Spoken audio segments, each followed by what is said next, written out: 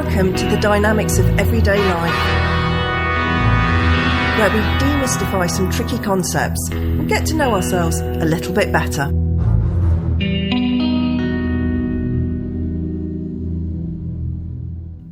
Welcome back to the show, everyone. Now, if you've ever seen my social media posts, you'll know that one of the things I love to do is to dismantle awful, meaningless memes, highlight what's wrong with them, and also have a look at why they don't work. It's one of my core beliefs, one of those "what would you die on a hill for" themes. Actually, that is also another ridiculous statement, because the only thing that I would die on a hill for is my children. Anything else? It's just something that I'm an enthusiastic believer in. My point stands, however. A phrase can be wonderful and feel meaningful for about 10 seconds. But when you pull it apart, there's nothing there of any substance. Now, I know why we do this. We're after the quick fix. We need to feel better immediately. We need to be reassured of something. Our self-worth. Maybe we need to feel validated. Maybe we need a dopamine hit. But, as I'm frequently heard saying, it's a bit like junk food, which makes you feel good for a moment and then leaves you empty, wondering if it was even worth the calories. One phrase that we've all heard is, "always be yourself, unless you can be Batman. Then always be Batman." I do love this, but on a superficial level. Probably because I love Batman. He is my favourite superhero, especially the 1960s version. Who hasn't needed a bit of shark repellent bat spray? There are definitely a few times when I could have benefited from having that in my utility belt. Anyway, let's break this down a bit more. Because, like a lot of personal development advice, it starts to wobble the moment you take it seriously and look for proper meaning within it. Always be yourself sounds great, doesn't it? How comforting and reassuring. Until you realise that actually most of us have learned which selves are acceptable to other people. Batman isn't being himself. He's a highly organised response to an early trauma. If Bruce Wayne hadn't witnessed the brutal murder of his parents as a child, he would most likely be an overprivileged playboy millionaire and not the protector of Gotham City. This is a perfect illustration of the fact that we don't all have just the one true self. I will not use the word authentic here. It makes me want to vomit. I'm not really that keen on true self, but I've struggled to find anything else, so there we are.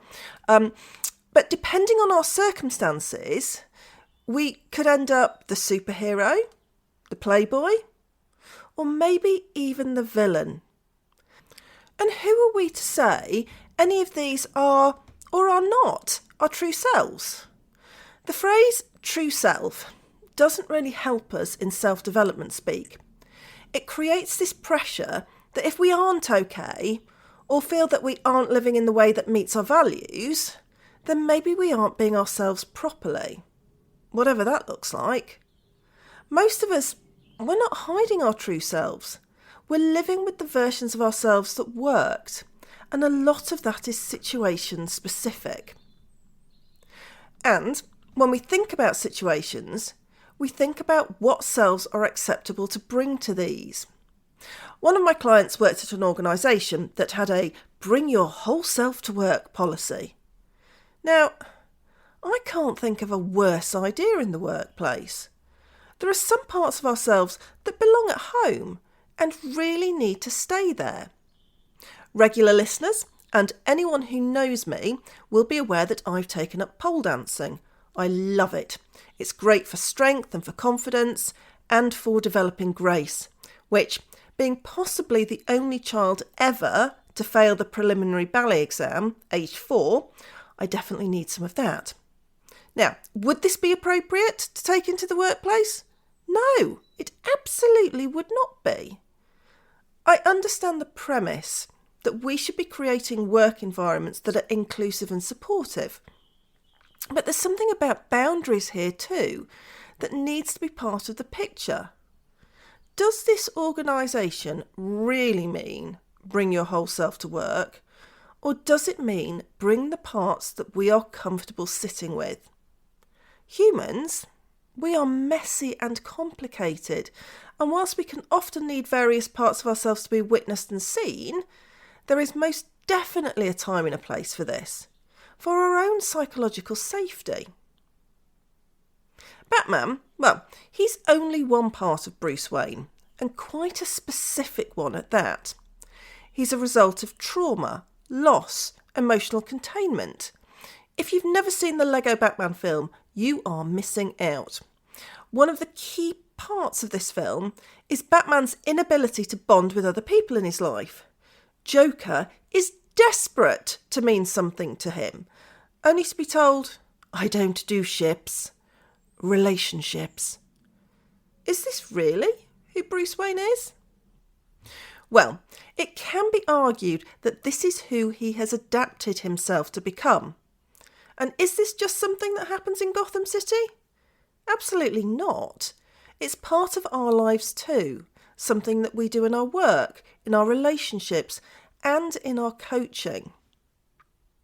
One of the reasons that I loathe the word authentic is because it's become something that's overused by the coaching industry. I mean, vastly overused. It's a word that's been seen as meaning something, maybe something even quite profound, and then it has been touted around until it's lost any meaning it ever had. It's just become a soundbite.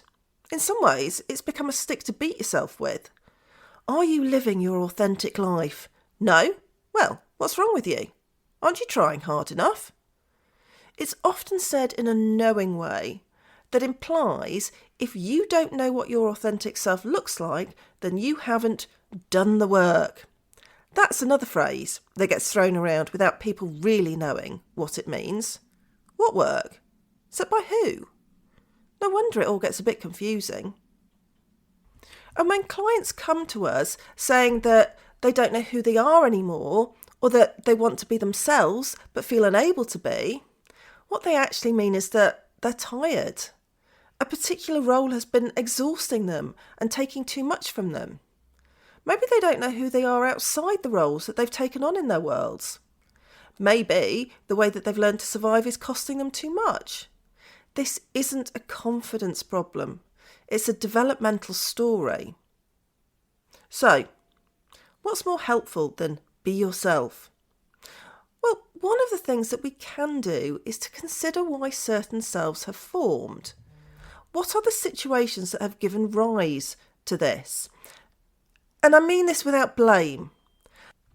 Other characters in Gotham City can give Batman a hard time for ending up the way he has, but you can see how it's happened. And I don't see them complaining when he's racing by in the Batmobile saving them from whatever disaster they're currently in. They're quite happy for him to have a vigilante side then. It's also helpful to recognise when a strategy has outlived its usefulness.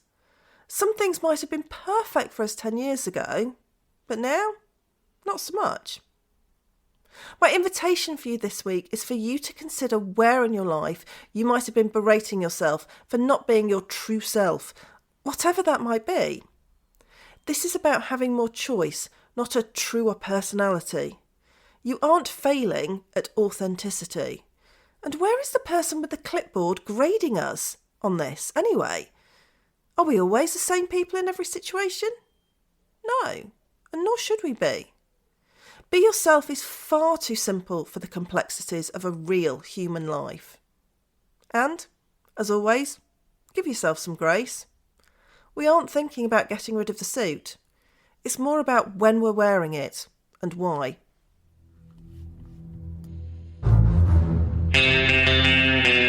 Thanks for listening to this episode of The Dynamics of Everyday Life. Don't forget to subscribe wherever you get your podcasts.